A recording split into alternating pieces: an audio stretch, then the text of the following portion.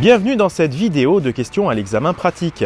Dans cette vidéo, vous allez pouvoir découvrir les réponses aux questions des premiers secours, mais également sur notre chaîne YouTube, vous pourrez voir les vidéos qui présentent les questions de vérification intérieure du véhicule et les questions de vérification extérieure. Lors de l'examen pratique du permis de conduire, l'expert vous posera 3 questions sélectionnées en fonction des 2 derniers chiffres du totaliseur kilométrique.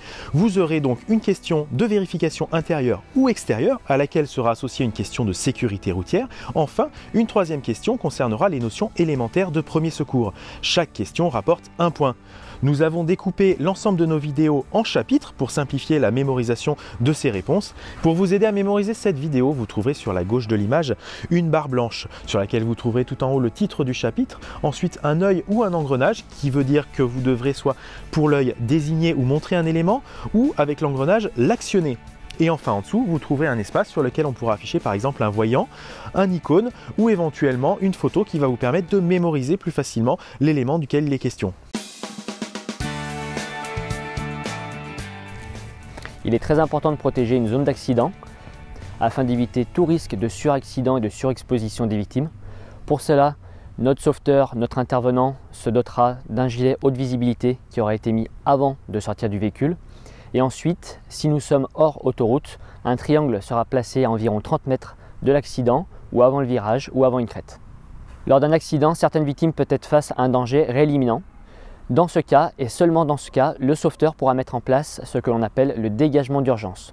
Ce dégagement reste vraiment un titre exceptionnel dans le cas où la victime risque sa vie.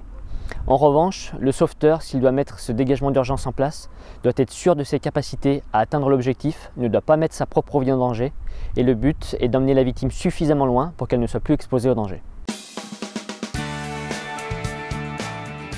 Après avoir balisé la zone de l'accident et si l'appel des secours est nécessaire, vous avez différentes possibilités. Premièrement, le téléphone portable. Deuxièmement, le téléphone fixe. Et enfin, une borne d'appel Orange. Les numéros à composer sont les suivants. Le 18 pour les sapeurs-pompiers, le 15 pour le SAMU et le 112 qui est le numéro d'appel européen. En cas d'appel des secours suite à un accident sur autoroute depuis votre téléphone portable, il est important de noter 3 points pour avoir les secours adaptés à l'adresse précise. Premièrement, le nom de l'autoroute. Deuxièmement, le sens de circulation. Et dernièrement, le point kilométrique. Lors de l'alerte des secours, vous devez donner votre numéro, donner la nature du problème et la localisation très précise. Ces informations permettront d'envoyer des moyens adaptés à la situation et à l'endroit très précis. Lors de la conversation avec votre interlocuteur de secours, cette personne doit vous donner l'accord de raccrocher car elle peut vous donner des informations importantes pour la réalisation des gestes de secourisme ou des choses à ne surtout pas faire. L'objectif du signal d'alerte et d'information aux populations a pour but de prévenir d'un danger réel et majeur. Ce signal peut être déclenché via les médias, les applications en vigueur ou la sirène. Cette sirène se compose d'une oscillation d'1 minute et 41 secondes espacée de 5 secondes de pause. Vous l'entendrez 3 fois. En cas d'audition de ce signal sonore, vous devez vous rapprocher des radios locales, France Inter, France Info, vous confiner dans un espace clos et suivre les consignes qui sont données. Le signal de fin d'alerte sera donné par une sonnerie longue de 30 secondes. Une perte de connaissance, c'est une victime inconsciente mais qui respire. Cette ventilation sera appréciée en regardant si son ventre se soulève et si nous arrivons à percevoir et à sentir son souffle. Pour compléter cela, nous allons poser des questions simples à la victime. Monsieur, vous m'entendez? Nous allons lui secouer doucement les épaules et ensuite lui demander de réaliser un geste simple. Serrez-moi la main si vous m'entendez. Une victime inconsciente à plat dos est une réelle détresse vitale.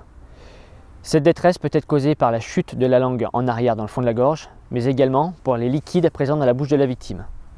Ce risque peut entraîner un arrêt ventilatoire suivi d'un arrêt circulatoire. Pour ce faire, nous devons mettre la victime en position latérale de sécurité, également appelée PLS, après avoir appelé les secours si cela n'a pas été fait. Ensuite, nous devons continuer de surveiller la victime jusqu'à l'arrivée des secours en contrôlant sa ventilation régulièrement. Lorsqu'une victime est inconsciente et ne respire pas, nous sommes dans le cas de l'arrêt cardiaque. Cette survenue de l'arrêt cardiaque peut être brutale ou liée à un dysfonctionnement du cœur. Dans les minutes qui suivent, des lésions importantes vont arriver au niveau du cerveau par le manque d'oxygénation. Lorsqu'une victime présente un arrêt cardiaque, la survenue de la mort de la victime est très rapide dans les minutes qui suivent. C'est pourquoi vous devez d'alerter le plus vite possible.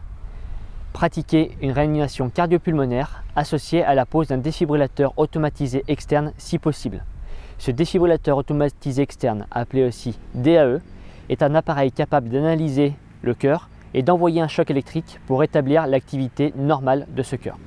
Ne vous inquiétez pas, ce choc électrique ne sera envoyé que si le défibrillateur le nécessite.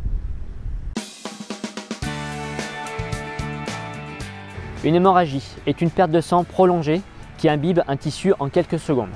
Cette perte de sang prolongée va engendrer une détresse vitale qui va ensuite engendrer un arrêt cardiaque.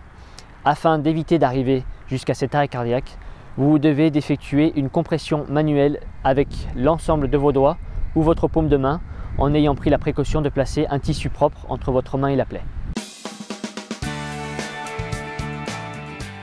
Les formations en secourisme peuvent être suivies par les enfants dès l'âge de 10 ans. Les derniers événements qui ont marqué la France montrent un réel engouement pour la population à se former aux gestes de premier secours.